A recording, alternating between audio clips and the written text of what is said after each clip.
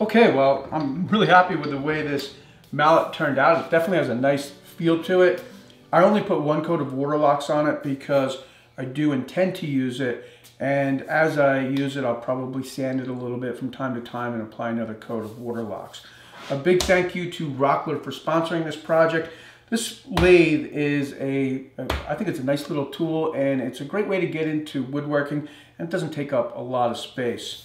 So this is the second turning of this mallet, and funny enough, the first video I made has somehow got over 1 million views. I don't know how that happened, but it just took off for about 4 weeks, where at one point it was getting 40 or 50,000 views a day.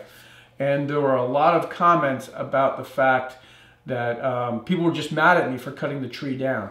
I thought I made that pretty clear in the first video that I did not cut down a live tree. That tree was a dogwood. It was in the front yard when we bought the house. And even back then when we bought the house, the tree was just kind of hanging on. It was all rotted out at the bottom and basically hollow. But there were about 3 or 4 inches of bark that was still intact. And that was enough to keep the tree alive until this year. So I cut the tree down. And while I was cutting it down, you could feel that the wood was just really nice and dense. So rather than just burning the wood or throwing it away, I saved a few pieces, and so far I've just made this mallet. After the first turning, I gave the mallet a few coats of shellac. That was that kind of orange color. And I did that to basically just make the wood dry a little bit more evenly, hoping to prevent the wood from checking. Obviously, it did check pretty good. And I filled the check with wet system, sawdust, and epoxy.